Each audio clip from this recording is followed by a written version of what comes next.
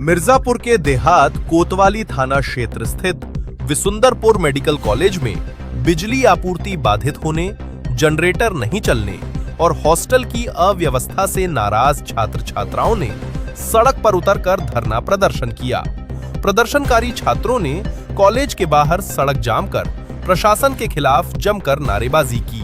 छात्रों का कहना है कि बिजली कटने के बावजूद जनरेटर नहीं चलाया जा रहा है, जिससे उन्हें भारी परेशानी का सामना करना पड़ रहा है। साथ ही हॉस्टल में भी मूलभूत सुविधाओं का अभाव है। सर, हम MBBS 21 बैच के छात्र हैं। अमित कुमार पटेल मेरा पूरा नाम है। हम लोग यहाँ पे इसलिए हैं कि सुबह 7 बजे से लाइट कटी है और बताया जा रहा है कि शाम को 4 बजे आएगी। सर, जो रात में लड़के ड्यूटी करके आते हैं 8 घंटे, तो सुबह सोएंगे नहीं। हमारे यहाँ सर जनरेटर है, बोला जाता है सर चला दीजिए इसको ताकि बच्चे आराम कर लें। सर, जनरेटर नहीं चलाई जाती है, बोली जाती है कि जनरेटर बच्चों के लिए नहीं है। ये कब से समस्या बन रही है? सर, ये 3 साल से समस्या है। तो अभी आप आज क्यों हाल? सर, कई बार हमने जाकर प्रशासन से कहने की मांग की, तो वहाँ पे डॉक्टर दुर्गेश सिंह सर मिल जाते हैं रास्ते में, बोलते हैं भाग यहाँ से, तुम लोग कहाँ जा रहे हो। प्रधानाचार्य महोदय हैं, बोलते हैं कोई भी काम आता है कहें दुर्गेश सर से मिल लो, वो मिलना नहीं चाहते। आप लोग क्या चाहते हैं? अभी सर ये मांगे हैं कि लाइट जब नहीं रहती है तो हमारे लिए जनरेटर चलाया जाए।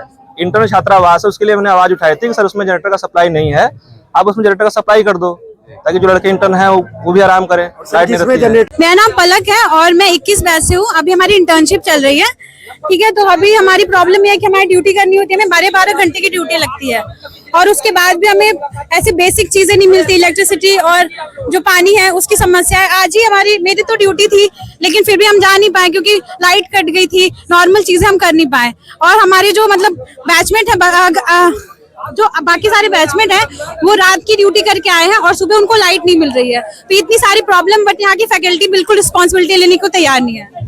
तो सर, यहाँ पे सबसे बड़ी दिक्कत हम लोग की बिजली पानी तो है ही, उसके अलावा छात्रावास की है। सर, NMC जो नेशनल मेडिकल कमीशन है, जो किसी भी कॉलेज में सर्वे करके ये पता करती है कि अगले साल जो 100 बच्चे आएंगे, अभी नीट का पेपर हुआ था जो हाल ही में, तो उसमें पर्याप्त रहने योग्य रूम अवेलेबल है कि नहीं। तो सर, जब NMC आती है तो यहाँ के जो कॉलेज प्रशासन है वो दिखा देता है कि सारे रूम अवेलेबल है, तो जब ही तो NMC बच्चों को भेजती है आगे 100 बच्चे। जबकि सर सच्चाई ये है, हम लोग जानवर की तरह एक रूम में 3-3 ठूस रखे हैं। और सर, चाहे बॉयज छात्रावास चल जाए चाहे महिला छात्रावास। और सर, दूसरी बात बिजली की है, तो अभी हमने सर से बोला कि सर बताइए जनरेटर के लिए डीजल का पैसा आता है कि नहीं, तो वो हम पे भड़क गए। वो बोले कि तुम लोग तमाशा कर रहे हो और तुम लोग हमें हिसाब बताओगे, ऑडिट तुम लोग करवाओगे, तुम ही लोग बता दो सब कुछ। फिर तो सर बताइए, हम लोग शांतिपूर्ण धरना इसलिए दे रहे हैं क्योंकि एक तो यहाँ बिजली नहीं रहती सर, जब मर्जी काट देते हैं।